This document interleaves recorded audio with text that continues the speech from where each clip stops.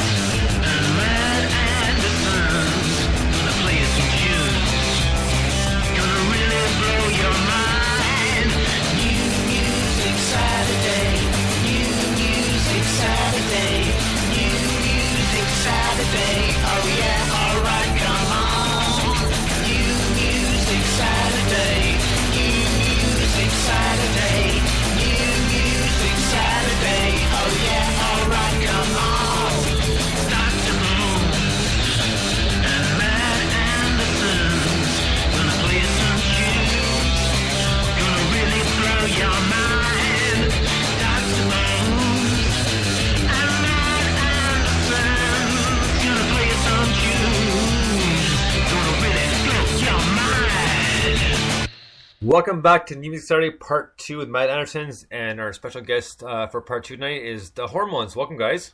Hey, what's up? Hey, it's Hormones. Thank you. So, first off, man, I have to ask, how did you come up with the name? Was this like a drinking idea or what?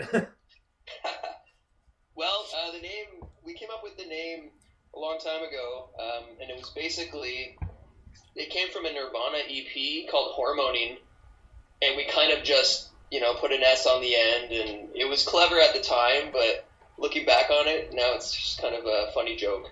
Was that the one with Marigold? I think so. There was a bunch of good tracks on it. Okay. It was like a Japan release, so it had a lot of different... Okay, because the name sounds familiar now that you mention it. I think Marigold was on that one. It was one of the singles on there. So I know Even in His Youth was on there. Yep. Which is back. Right on. So, guys, you've been together for a little bit. Now, what kind of brought you to the idea of the music you were playing? I mean, I know you necessarily don't want to pigeonhole yourself, but what kind of gave you the inspiration to go ahead with the music you're playing now? Was it just a bunch of different influences, or are you guys kind of on the same page as far as the music you like, or how'd that work?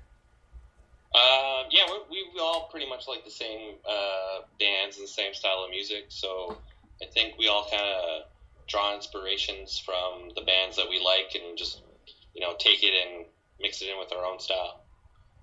Now, being just a three-piece, and has it kind of made it more interesting for you guys as far as music playing? Like, or have you ever, to quote no one, thought about maybe adding a fourth person to the band?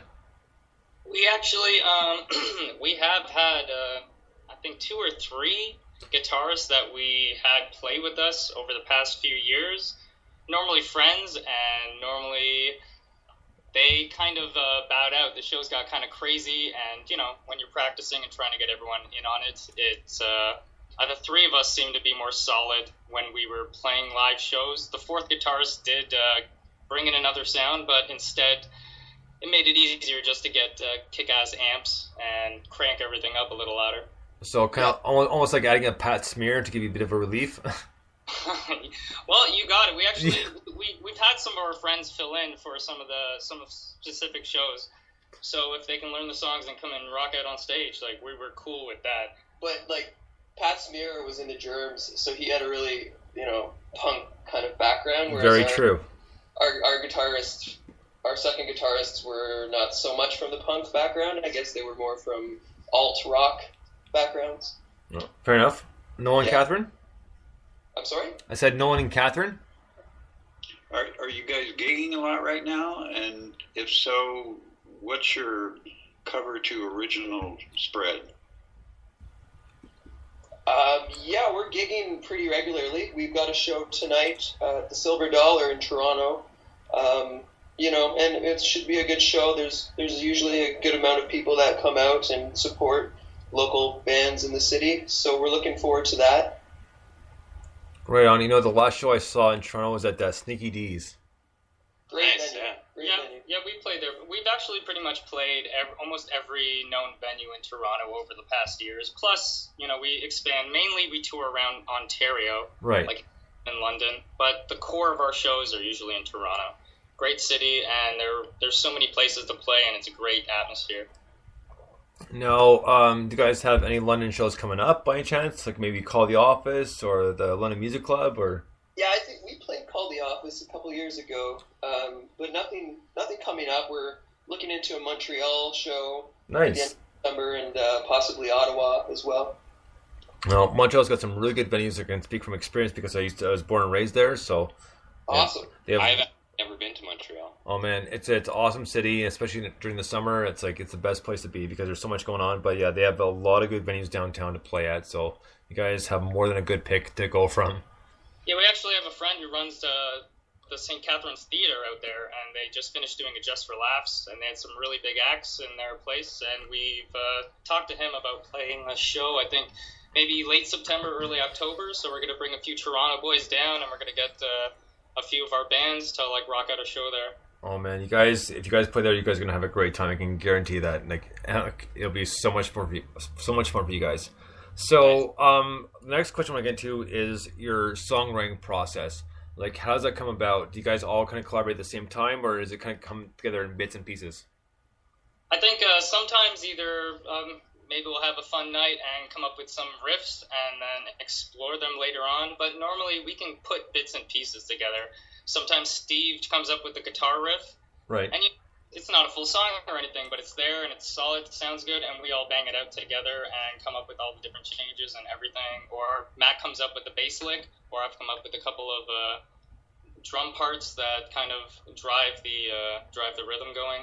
Right. So we all usually have our fingers in the process. No, it's always a curiosity to me because obviously every band's writing process is different, but it's always a curiosity to see how it kind of comes together because people don't always think about that. They may like the song, they get into the arrangement, that sort of thing, but they never necessarily think about how it's actually come together, whether it be lyrics, guitar riffs, or drum rolls. It's just a huge process that people don't always take into consideration of how these songs are put together. I mean, they like the song, fair enough, but people like myself know a bit more in depth of how it's actually put together. Yeah, and it takes time too. Like Cyrus said, if I have a riff, I'll bring it to the table, but that song won't really form into something for months later, because we dig at it and we try to make the best out of any little riff that we've come up with, to try to make it into a great song. Right. And plus, we have a lot of old school influences too, and I don't even own a computer. We couldn't even get this Skype call to work. Yeah, so we're very old school when it comes to instruments. We all play different instruments. We're in different projects too, but we're a core band together. But we all really like the idea of picking up, a guitar, an acoustic guitar, and playing it in front of people instead of sitting on your laptop creating a song for a long time and then playing it live. Even though, let me say that Steve is in a project where he does do that, so we're knocking that down. But we're really passionate about the music and we're playing live shows. Yeah, we're very into the collaborative process, in everything that we do. So, working together on songs and writing records together is kind of a natural thing for us. Well, as far as influences go, old school influences, are we talking as far back as maybe Ramones, Sex Pistols, The Clash, or are we talking more Green Day and that sort of thing and forward? I'm a big Elvis Costello fan. Nice, right on. I never really got into the Ramones, a little bit of the Clash, but I like a lot of kind of 80s punk and Minor Threat stuff and F minus. Right. Really, I'm not so much of the classics. I kind of like to find more independent type bands, and I heard this really great band out of Tacoma the other day, and it was just. They were great, and it's just they're independent bands, and those are the kind of bands that I like to listen to these days. Right on. So we're going to take a quick little break here, and we're going to listen to your song off this compilation. It's called Only One. This is Hormones. Dig this.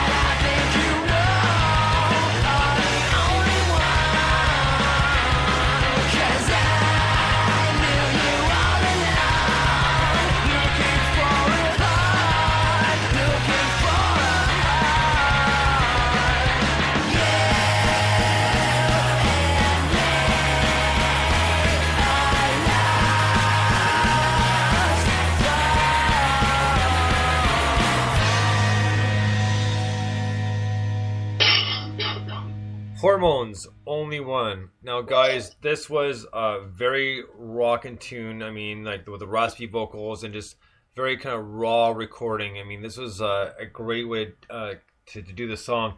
Now, was the recording process for this one, was this just intentionally done like really raw, or is just how'd that work out for you? Yeah, actually, funny you mentioned that. We specifically asked for the guitar tone to be like total garage rock guitar tone for that song. Right. And so we achieved that, I think, going through some really old school, like, 60s Fender amp, and, you know, we just kind of, like, pushed it to 10, and, yeah, we just kind of let that one fly for the sound of the guitar, at least. Well, you know what? It was, like I said, like, it really stood out, and I kind of like that kind of old school vibe to it, and, like, garage sound feel to it. Now, in the past little bit, have you guys been gigging a lot lately, or have you been working on new stuff, or how's it been going for you? Well, that record,